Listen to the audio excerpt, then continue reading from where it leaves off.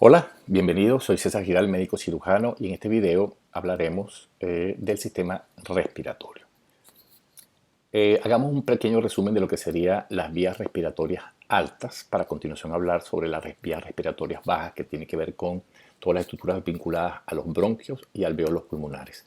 Conversaremos además sobre lo que es el fuelle respiratorio y todo el proceso que constituye el ciclo ventilatorio o la ventilación pulmonar. Pues bien, observen el cursor, vamos a ver la imagen que está del lado izquierdo. El aire, pues que está en la atmósfera que nos rodea, va a penetrar hacia el sistema respiratorio a través de las ventanas nasales y la nariz hacia las fosas nasales. Recordemos que en esta área específicamente del sistema respiratorio, los pelos, por ejemplo, que se encuentran en las ventanas nasales y en la nariz, son estructuras queratinizadas que van a ayudar a atrapar, por ejemplo, partículas que pueden estar flotando en el aire.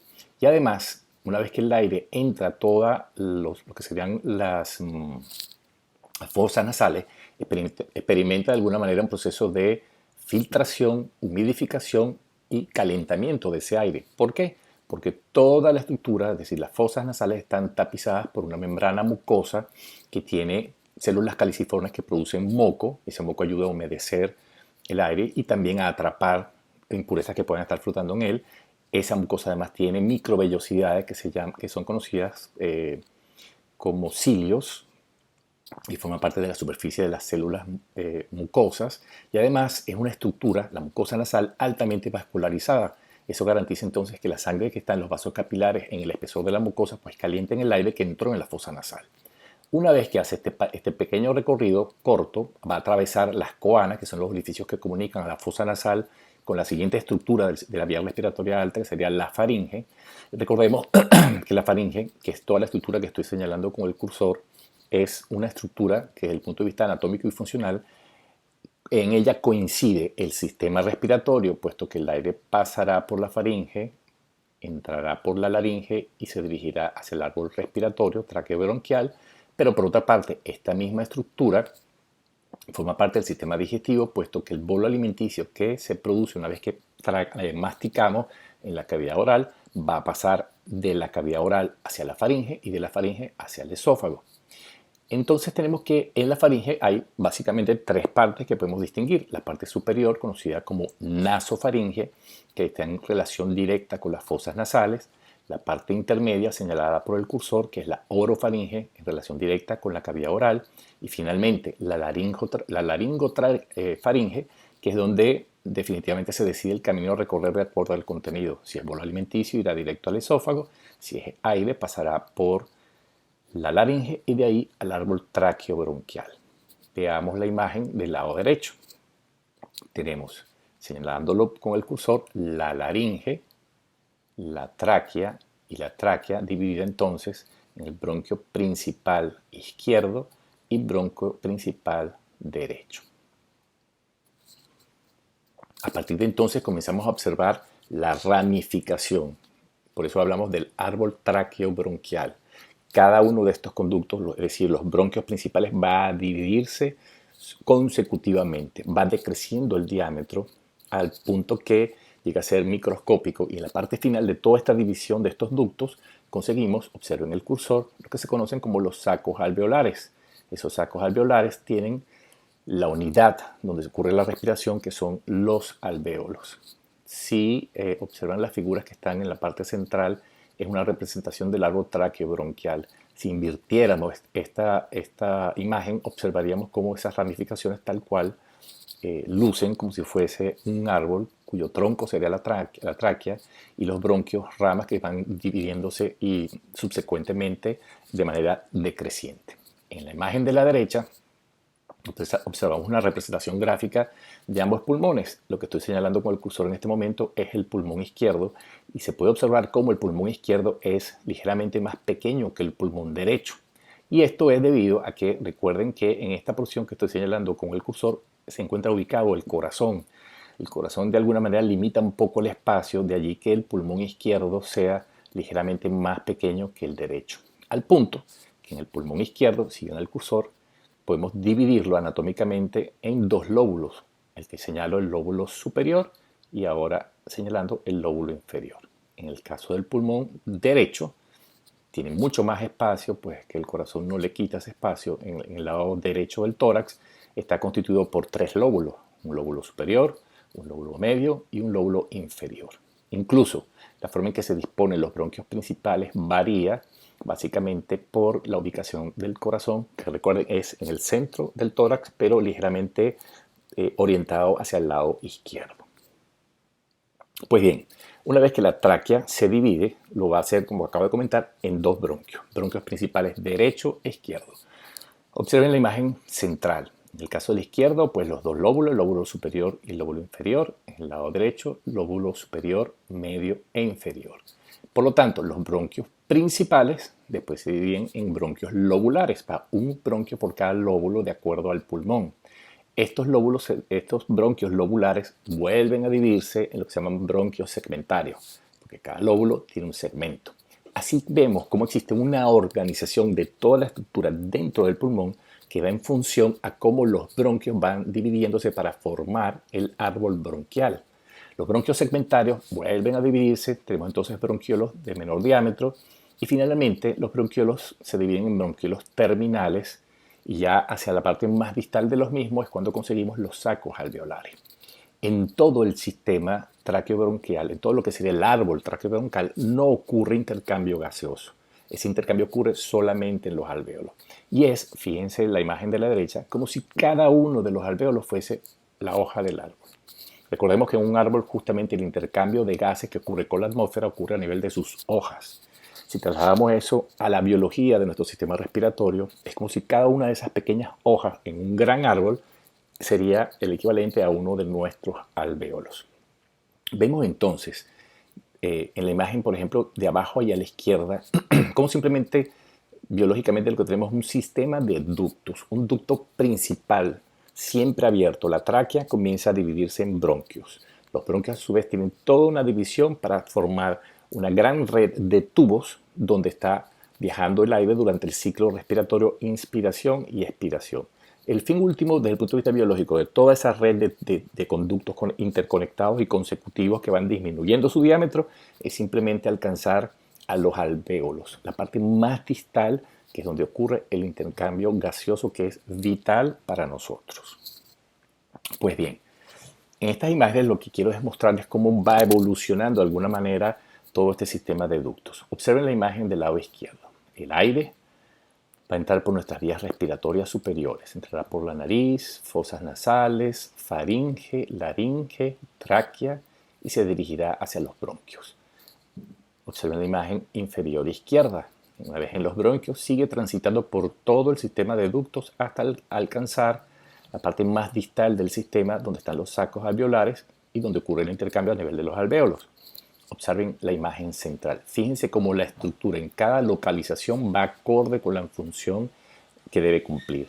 En una primera etapa, tráquea y bronquios, una estructura muy rígida, donde tenemos paredes formadas por cartílago, músculo liso y mucosa. Si nos vamos de afuera hacia adentro, cómo va, a medida que se va dividiendo el sistema, cambiando su estructura, al punto que los bronquiolos y bronquiolos terminales ya no tienen cartílago, sino una capa de célula, una capa muscular lisa y en su interior mucosa. Y hacia lo que se conoce dentro del pulmón como la zona respiratoria, los bronquiolos respiratorios y los sacos alveolares, esa pared muscular se va haciendo cada vez más y más y más delgada para que pueda ocurrir el intercambio de gases a nivel de los alvéolos.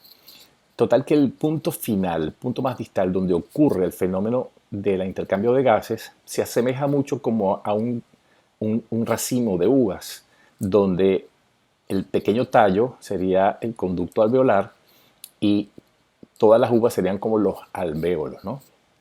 Alrededor de los alvéolos, si observen el cursor, están ubicados una serie de capilares que son los que permiten el intercambio gaseoso del alvéolo con la sangre.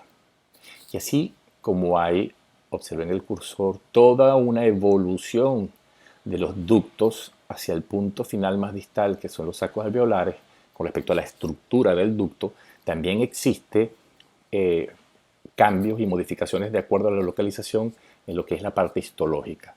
Entonces, todo lo que es la tráquea y bronquios, si hiciéramos una sección histológica, es decir, si viéramos cómo están organizadas las células dentro del tejido, veríamos que en la parte más externa hay cartílago, después tendremos una capa de músculo liso involuntario y finalmente lo que veas al interior del ducto, una capa mucosa que es un epitelio que se conoce como un epitelio ciliado pseudoestratificado, que es clásico del sistema respiratorio. ¿Por qué? Porque cada una de sus células tiene núcleos a diferentes niveles. La superficie de la mucosa tiene cilios que actúan como pelitos, aunque no son queratina, no son queratinizados, son como si fuesen deditos formados por repliegues de la propia membrana celular. Además hay células productoras de moco, que son células caliciformes, y células de defensa de la vía respiratoria. En resumen, una parte de todo el sistema de ductos, específicamente tráquea y bronquios, tiene 3 capas en la composición de la estructura. Si vemos la imagen del lado derecho correspondiente a esta zona, específicamente esto es una imagen como si hiciéramos un corte de la tráquea y viéramos en el microscopio. En el corte vamos a ver el anillo de cartílago de la tráquea. En el interior estaría una capa de músculo liso y mucosa, un anillo incompleto por la relación que tiene la tráquea con el esófago que está ubicado posteriormente. Ya después, a nivel de los bronquios, los anillos, en lo que respecta al cartílago, son anillos completos, repito, con una capa muscular intermedia y la mucosa respiratoria que ve hacia el interior del ducto. Si seguimos en el trayecto de toda la estructura, nos encontramos que ya a nivel de los bronquiolos y los bronquiolos terminales ya no existe el cartílago, sino solamente una capa, observen el cursor, de músculo liso involuntario que está tapizado en su interior, en lo que sería el ducto, por un epitelio también respiratorio donde hay células ciliadas y células productoras de moco. Lo que vemos del lado derecho sería un corte histológico, una representación de un corte histológico, mejor dicho, donde vemos que no existe cartílago, donde hay una capa de músculo, un tejido conectivo que soporta o que le da base a el epitelio ciliado y productor de moco que ve hacia el interior de los bronquios y los bronquiolos terminales. A medida que siguen haciéndose más pequeños en su diámetro los conductos, estaremos acercándonos hacia los sacos alveolares. Antes de los sacos alveolares tenemos los bronquiolos respiratorios. Encontramos que la capa muscular de músculo liso se ha vuelto más delgada y el epitelio comienza como a aplanarse, el epitelio respiratorio, hasta que finalmente encontramos los alvéolos. Hay toda una evolución, una estructura que originalmente en la parte más distal de donde ocurre el intercambio de gases tenía cartílago, músculo liso y epitelio. Al final, en lo más distal, lo que tiene es tan solo una pequeña capa de células que son los neumocitos, que hay dos tipos, tipo 1 y tipo 2, y células de defensa como macrófago, y en contacto directo con esta zona, pues los capilares para el intercambio de los gases. Entonces, los bronquiolos respiratorios se van a ir dividiendo hasta formar los conductos alveolares y al final de los conductos alveolares, los sacos alveolares. Estos sacos alveolares tienen un grupo de alvéolos, cada uno de esos saquitos, por decirlo así, y en total tenemos más de 300 millones de alvéolos si sumamos pulmón derecho y pulmón izquierdo. En ese extremo que tanto he insistido, es decir, donde ocurre realmente el intercambio de gases, vemos cómo la evolución en estructura y en función termina convirtiendo la estructura en apenas una monocapa, es decir, una capa única de células muy aplanadas que se llaman los neumocitos, donde podemos distinguir dos tipos. Los neumocitos tipo 1, muy planos, a través de ellos ocurre el intercambio gaseoso, y los neumocitos tipo 2, que son 1 de cada 10 neumocitos, es decir, una cantidad muy pequeña, pero muy importante, porque los neumocitos tipo 2 son los productores de una sustancia que se llama surfactante, que es una sustancia de origen que tiene principalmente componentes de tipo graso, oleosos o lipofílicos, y esa capa tapiza todo el interior del alvéolo. ¿Y cuál es su función? Si observamos, tenemos una estructura que apenas tiene una capa única de células y a su alrededor no hay más nada, no hay ni cartílago, no hay músculo liso. El surfactante, que es el producido por los neumocitos tipo 2, es una sustancia que permite que esta estructura tan delicada y sin gran soporte no colapse durante el intercambio gaseoso. El alvéolo entonces está rodeado, vuelvo a insistir, por una capa de, o mejor dicho, por una red de capilares. Observemos las imágenes del lado derecho. Cada una de estas esferas representa un alvéolo y estas estructuras que vemos como líneas entre rojo y azul es la red de capilares arteriales y venosos que rodean al alvéolo. Si vemos la imagen del lado derecho e inferior, vemos que dentro de cada uno de estos ductos circula el aire hasta llegar al alvéolo. A nivel del alvéolo ocurre el intercambio. El oxígeno atravesará las paredes del alvéolo, es decir, atravesará los neumocitos para pasar a la red capilar, y el dióxido de carbono que está en la red capilar pasará desde la red capilar hacia el interior de los alvéolos para ser expulsado durante la expiración. Entonces, en el ciclo respiratorio, inspiración, entrará el aire cargado con oxígeno. Será distribuido por toda la red de conductos, tráquea, bronquios, bronquiolos, etc., hasta llegar al alvéolo. Es entregado el oxígeno a la sangre a través del alvéolo, se toma el dióxido de carbono desde la sangre y los capilares hacia el alvéolo, y ese dióxido de carbono va a salir por el mismo sistema a través de la expiración. Pues bien, aquí vemos entonces ya a nivel del alvéolo cómo existe un vínculo muy importante entre el sistema respiratorio, un sistema adaptado para el intercambio de gases, con el sistema cardiovascular. Recordemos entonces que cada alvéolo está rodeado por una red de capilares. Visto de esta manera, debemos hablar entonces del fenómeno que tiene que ver con la irrigación de los alvéolos. Y para poder hablar de ello tendríamos que hablar de lo que se llama la circulación menor o la circulación pulmonar. Ok, vamos a ver la imagen que está del lado izquierdo.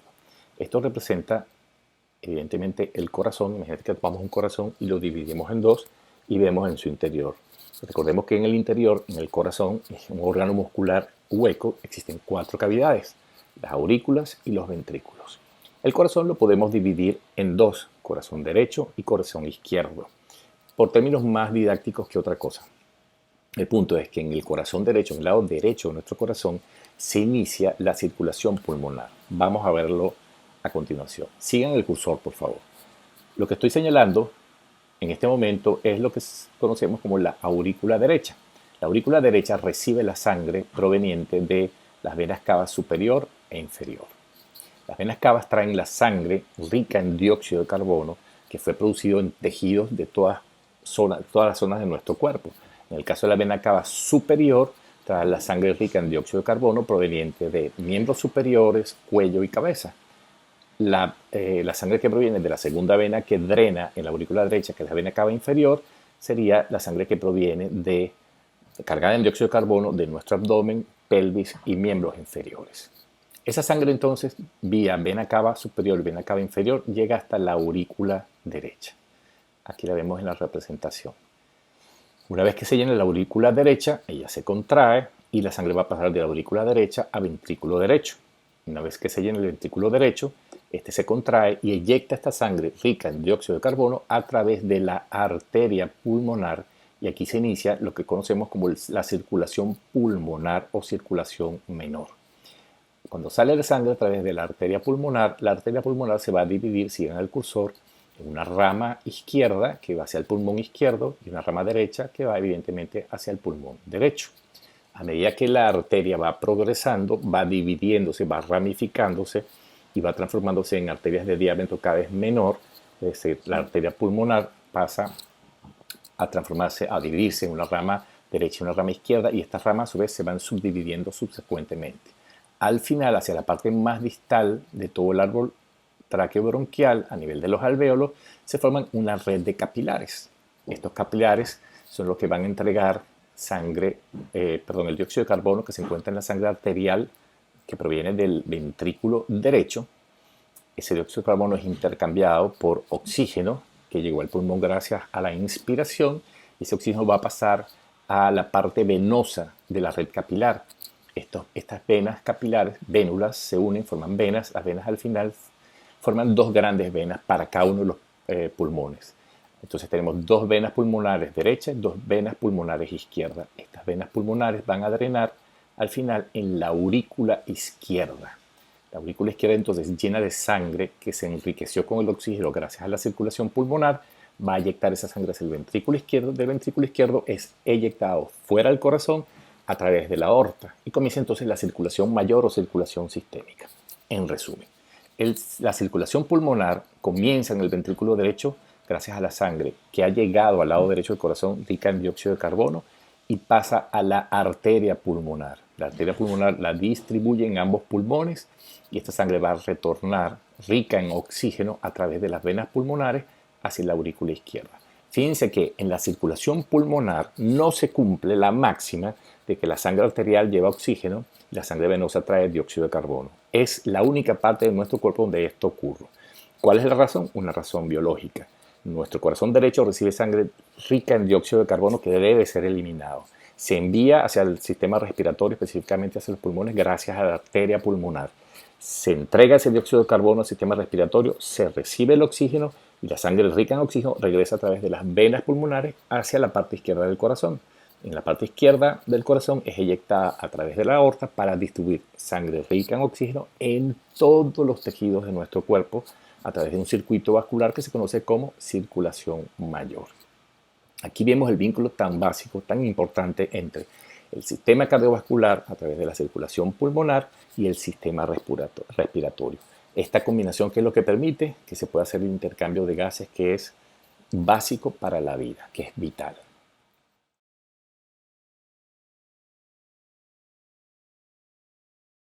Bien, hasta este punto encontramos que el sistema respiratorio está constituido básicamente por una serie de órganos que están relacionados de forma continua unos con otros y que permite formar un sistema de ductos para canalizar aire desde el exterior hasta una porción, digamos, final donde está la unidad respiratoria para que se produzca un intercambio de gases entre la parte final del sistema respiratorio, que podríamos considerar son los alvéolos, y la circulación pulmonar.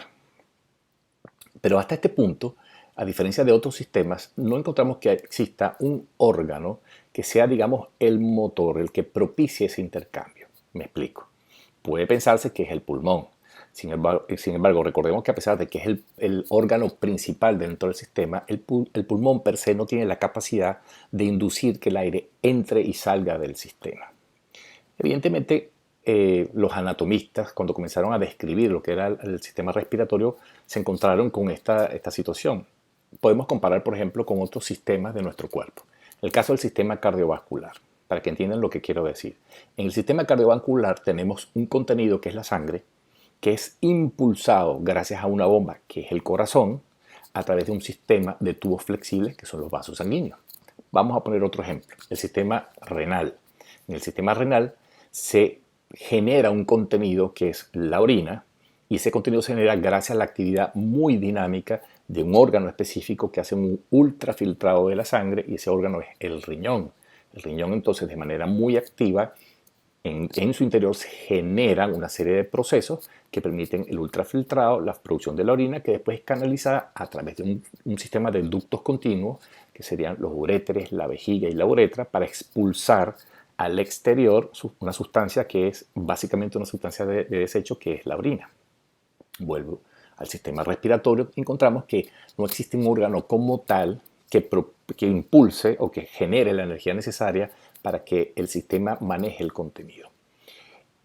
Resulta que realmente no existe un órgano, sino que son varios órganos los que participan de ese proceso, y esos varios órganos y estructuras que en conjunto, al actuar, permiten el ciclo respiratorio, es decir, la inspiración y la expiración, es lo que se conoce con el nombre del fuelle respiratorio. Repito entonces, no existe un órgano único responsable de la respiración, como ocurre, por ejemplo, en el caso del sistema cardiovascular, repito, sino que hay varios órganos que su acción conjunta son las que permiten que exista en el sistema respiratorio esa dinámica de ingresa aire con la inspiración, egresa o se expulsa aire con la expiración o con la expiración. Entonces, repito, de ahí nace el concepto de fuelle respiratorio. Ahora bien, aquí habría dos preguntas. Uno, ¿qué es un fuelle y por qué se habla del fuelle respiratorio? Y en segundo lugar, ¿cuál es el origen de este nombre? Pues bien, para poder entender esto, tenemos que hacer un poco de historia. Fíjense, los hombres y mujeres brillantes que de alguna manera pues tuvieron la responsabilidad de hacer los estudios anatómicos los podemos ubicar en cientos de años atrás. Estamos hablando de finales del siglo XIV, siglo XV y siglo XVI. Y estas personas pues simplemente se dedicaban a estudiar la estructura y función de órganos basados simplemente en explorar cadáveres. En ese entonces era muy común darle nombre a órganos y estructuras dentro de sistemas de la anatomía basado en la comparación con objetos de uso común en el día a día. Era una forma analógica de poder entender cómo una estructura tenía una función determinada en nuestro cuerpo. Y así muchas estructuras, muchos órganos dentro de nuestro cuerpo fueron tomados en ese entonces de objetos, repito, que eran simplemente de uso común y que de alguna manera permitían explicar cómo el órgano funcionaba. Les voy a dar algunos ejemplos antes de regresar otra vez al sistema respiratorio. Por ejemplo, observen la imagen que está en la parte central y que estoy señalando con el cursor. Aquí tenemos el corazón. Simplemente en esta imagen lo que vemos es toda la estructura ósea del tórax, todo eliminado a excepción del corazón. A nivel del ventrículo izquierdo emerge la arteria aorta, la arteria más importante de nuestro cuerpo. Una vez que la aorta sale del ventrículo izquierdo para iniciarse la circulación sistémica o circulación mayor, ella hace una curva, es decir, está el corazón, ella emerge, hace una curva, pasa por detrás del corazón, va a transitar por todo el tórax, penetra el diafragma, va hacia el abdomen y forma entonces, vuelvo y repito, una curva y va descendiendo en sentido vertical. La podemos ver un poquito más en detalle en la imagen que estoy señalando con el cursor. Imagínense que eliminamos el corazón. Este es el inicio de la aorta. Ella da una curva. Cuando da esa curva emite ramas para nutrir miembros superiores, pero también cuello y cabeza. Y después se dirige hacia abajo. Pasa del tórax al abdomen y al final hacia la pelvis se divide en dos ramas terminales. Fíjense su forma. Esto sería si tomáramos solo la aorta y la viéramos. Vuelvo y repito, la aorta, acá estaría el corazón, sale, da una curva, emite ramas para nutrir miembros superiores, cuello y cabeza, después comienza a descender para pasar por el tórax y continuar su trayecto hacia los miembros inferiores. Fíjense la forma. Cuando los anatomistas, pues, en aquel entonces, hace cientos de años, hicieron la descripción, le llamaron a la estructura el callado de la aorta.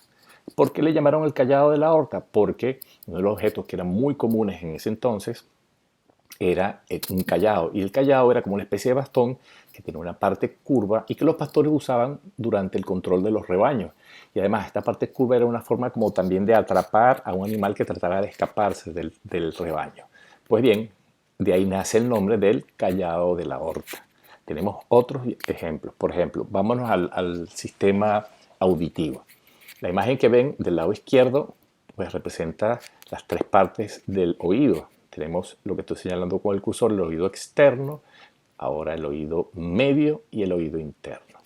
Las ondas sonoras, vamos a hacer una descripción breve, son atrapadas por el pabellón auricular, pasan por el conducto auditivo externo y al final hacen vibrar la membrana timpánica.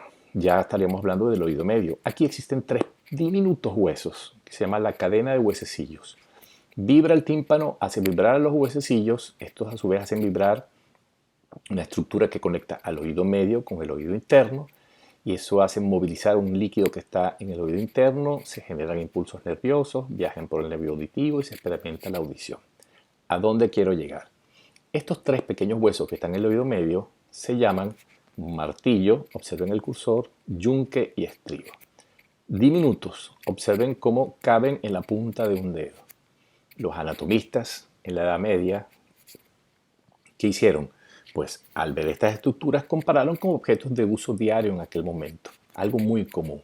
En cualquier pueblo existía un herrero. ¿Y qué usaba el herrero? Un yunque y un martillo en su trabajo.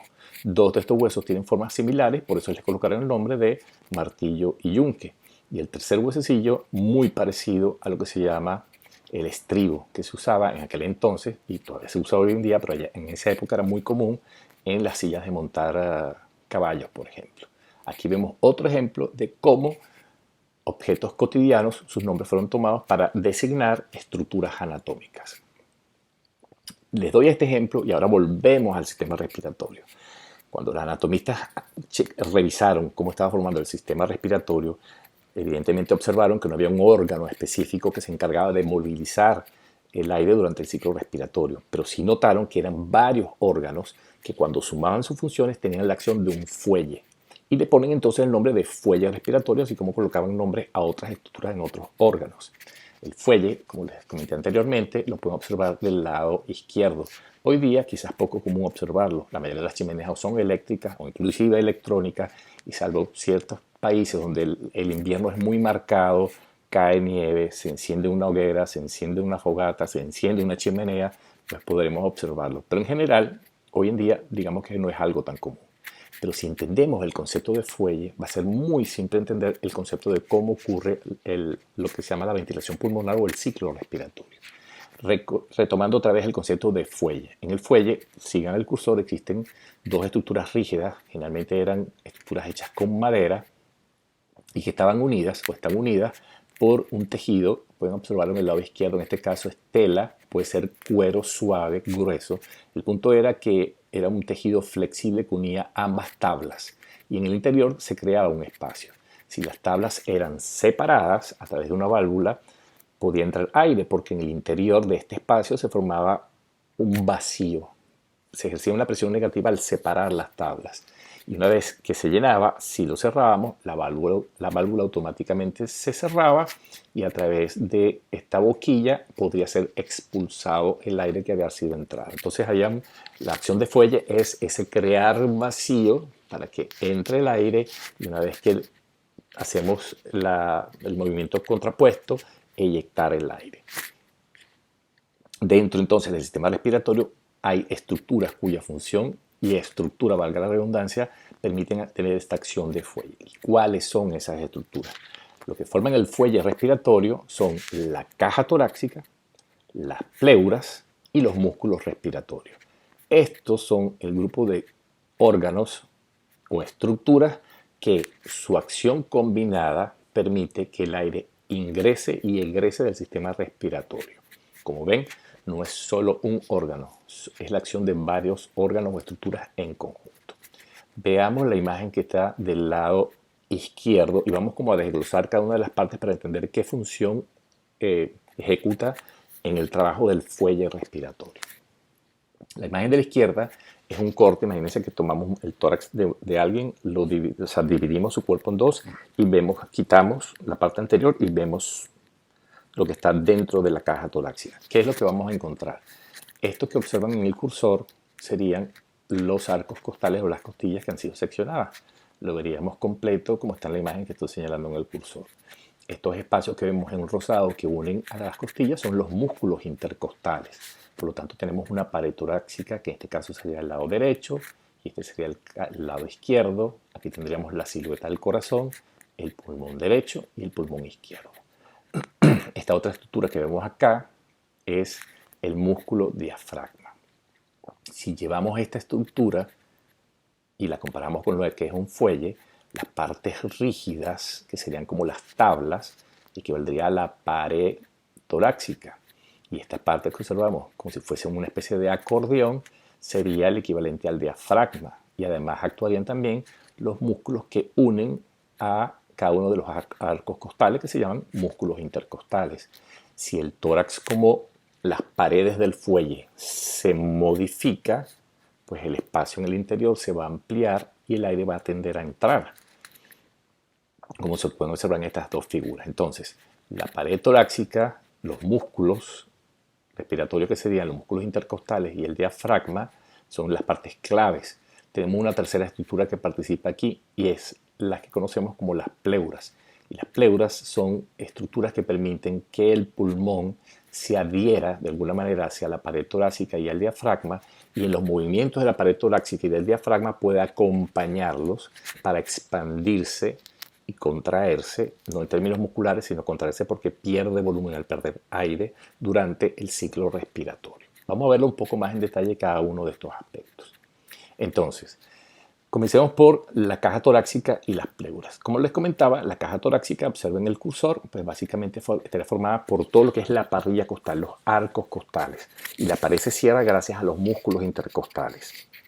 Pero además de eso tenemos un músculo muy importante que es el diafragma, que es el piso de todo el tórax. Recordemos que este músculo separa a todo el tórax, observen el cursor, del abdomen.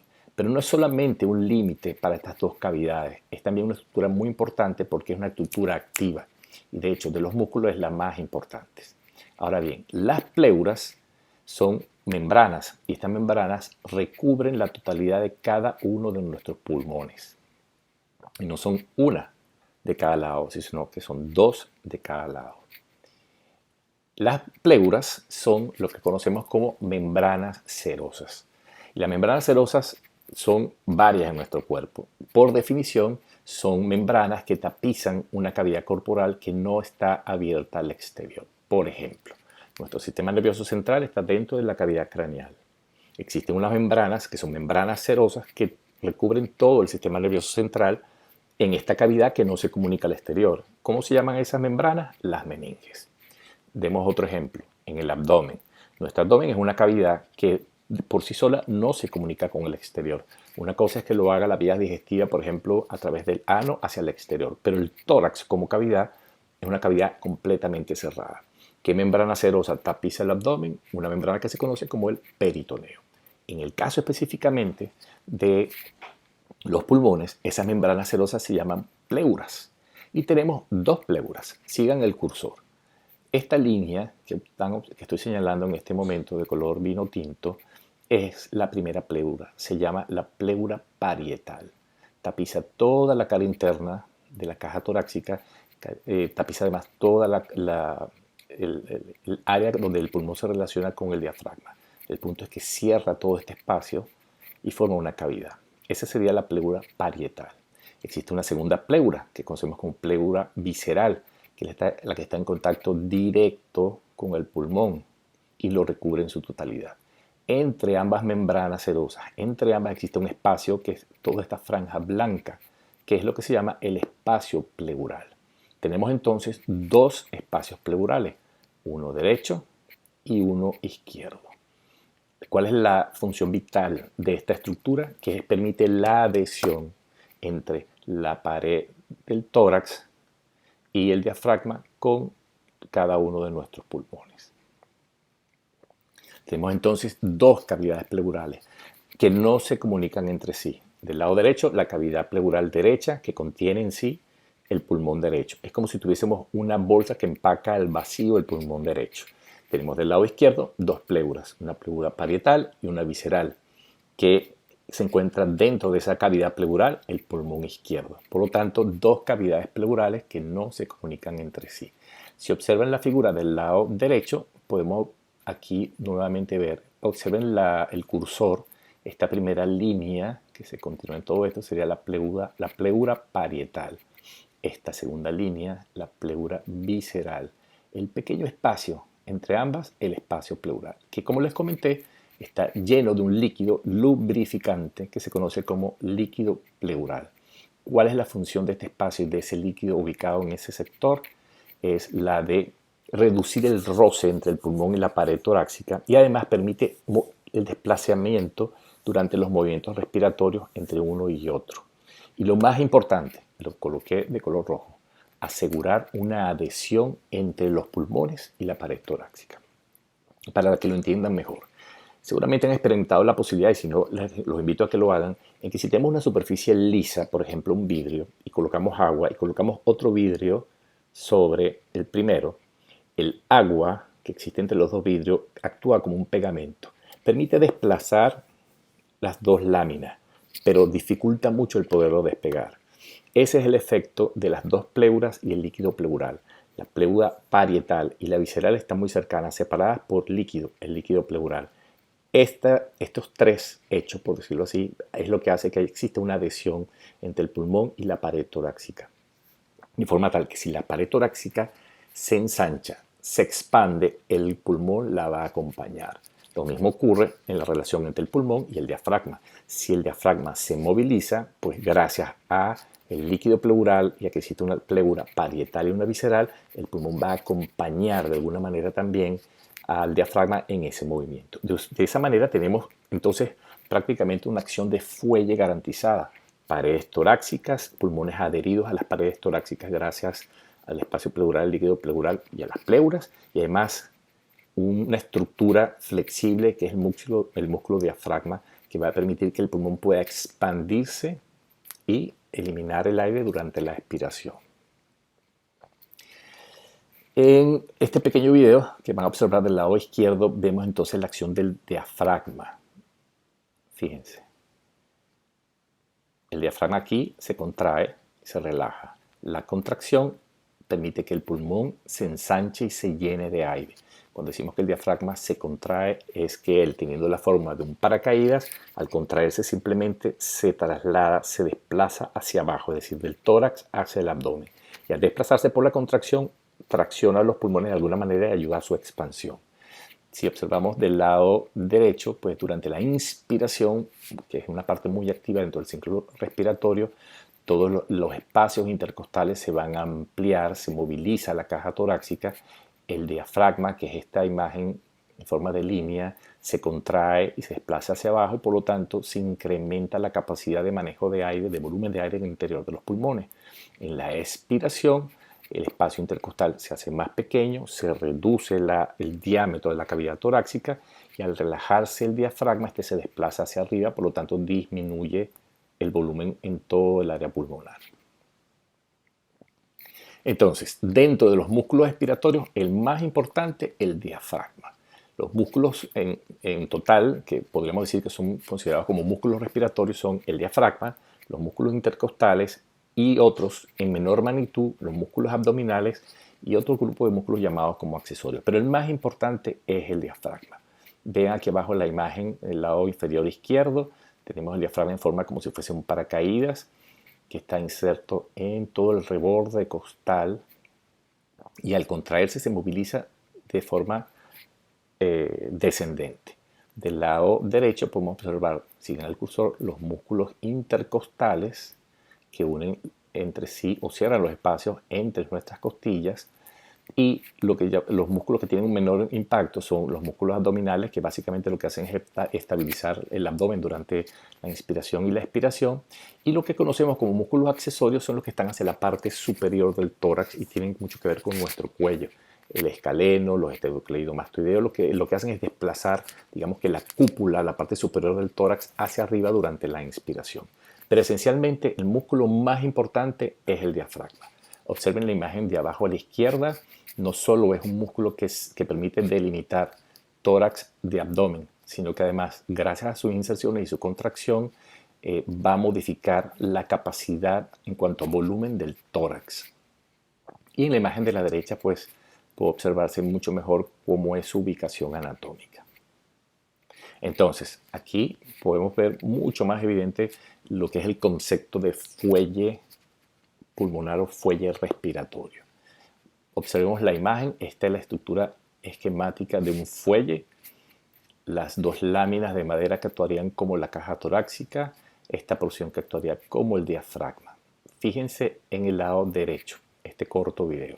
Es interesante que observen cómo se desplaza el tórax hacia afuera, cómo se amplía el tórax gracias a los movimientos de los músculos intercostales y al hecho de que el diafragma va a contraerse. Al contraerse el diafragma y ampliarse el diámetro del tórax, van a observar cómo el pulmón aumenta de volumen porque está ocurriendo la inspiración. Fíjense el esquema. Inspiramos, se contrae el diafragma, se amplía la capacidad de la pared torácica y está actuando el fuelle. En la expiración se relaja el diafragma, por lo tanto asciende y se disminuye el diámetro torácico gracias a la relajación. Vamos a observarlo una vez más. Acá observamos la inspiración y la expiración. Una vez más. Inspiración, se amplía la capacidad del tórax, se está abriendo el fuelle, se está llenando los pulmones de aire, se contrajo el diafragma. Expiración, es como si cerráramos ambas láminas y se acordeona de alguna manera el músculo diafragma. Como les comentaba, los músculos intercostales, simplemente traigo esta imagen para que tengan una mejor visión de cómo actúan estos músculos, no solo para sellar los espacios que existen entre los arcos costales o entre nuestras costillas, sino que también estos músculos tienen fibras en diferentes direcciones. Por eso se considera que si bien el diafragma es fundamental para el proceso de la inspiración, el proceso de la expiración es un proceso más pasivo y prácticamente solo una parte de los músculos intercostales puede participar en ello. Es decir, la inspiración es un proceso muy activo porque implica la contracción del diafragma, mientras que la expiración es un proceso más pasivo porque implica la relajación del músculo diafragma. En esta imagen de la derecha podemos observar con otra óptica cómo ocurre la contracción del diafragma, la amplitud de la caja torácica y el cambio en el volumen de los pulmones de acuerdo al ciclo, si es inspiración o expiración.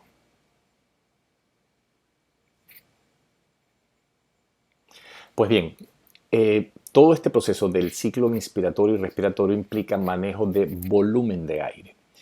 Recordemos que así como los líquidos lo podemos medir, las unidades medidas serían litros o mililitros. En el caso de gases también hablamos de litros y mililitros al momento de cuantificar. Durante todo el ciclo respiratorio existe entonces un volumen de aire que es inspirado, un volumen de aire que es expirado, y hay diferentes formas de medir parámetros importantes en lo que es la función del sistema respiratorio. Y eso se hace, observen la imagen del lado inferior izquierdo, a través de un estudio médico que se conoce como espirometría. Simplemente al paciente se lo ocluye las fosas nasales y se le hace inspirar y expirar a través de una boquilla. Y este equipo es capaz de registrar el volumen de aire que entra, que sale, volumen de aire si hay una inspiración forzada, es decir, o el volumen que sale durante una expiración forzada, así como lo que se conoce como el volumen residual. ¿Y qué es esto del volumen residual? Es el hecho de que nuestro sistema respiratorio está diseñado de forma tal que siempre, no importa si estamos en inspiración o expiración, siempre exista un volumen de aire en el interior de nuestros pulmones. Ese volumen es constante. La inspiración y la expiración lo que hacen es reciclar ese volumen. Repito, siempre existe aire en nuestros pulmones y es lo que se conoce con el nombre de volumen residual. Por otra parte, volumen corriente, que es el segundo concepto que creo que vale la pena conservar y tener muy presente, es la cantidad de aire que inspiramos y expiramos en circunstancias normales, sin forzar. Es decir, si estás en reposo, la cantidad de aire que inspiras y expiras equivale aproximadamente a medio litro de sangre, de aire, disculpen. Pero el volumen residual, es decir, ese volumen que siempre permanece en nuestros pulmones, porque nuestros pulmones nunca colapsan, es de entre 800 y 1100 mililitros. Y estos son dos datos que son bien interesantes de sostener y de recordar. En el caso del volumen corriente, para que tengan una idea, tenemos un promedio de 12 respiraciones por minuto en circunstancias no forzadas, es decir, circunstancias, digamos, normales, sin ejercicio físico, por ejemplo, o sin forzar. Si asumimos esto y que el volumen corriente, es decir, la cantidad de aire que entra y sale de nuestros pulmones, es una respiración no forzada, estaremos hablando de que nuestro sistema respiratorio maneja al menos 6 litros de aire por minuto. Si eso lo llevamos a 24 horas, estaríamos hablando de que nuestro sistema respiratorio procesa de alguna manera más de 8.600 litros de aire por día. Como vemos, es un sistema muy exacto con respecto al manejo de los volúmenes y el manejo del aire, íntimamente vinculado con el sistema cardiovascular y esencial en términos de que permite obtener un nutriente, en este caso gaseoso, que es el oxígeno, y además permite excretar un producto de desecho tóxico para el organismo si nos quedáramos con él, que es otro gas, que es el dióxido de carbono. Bien, espero que esta información les haya sido muy útil para entender un poco más el sistema respiratorio, tanto en términos de anatomía como de su fisiología. Muchísimas gracias y nos vemos en una próxima entrega. Gracias.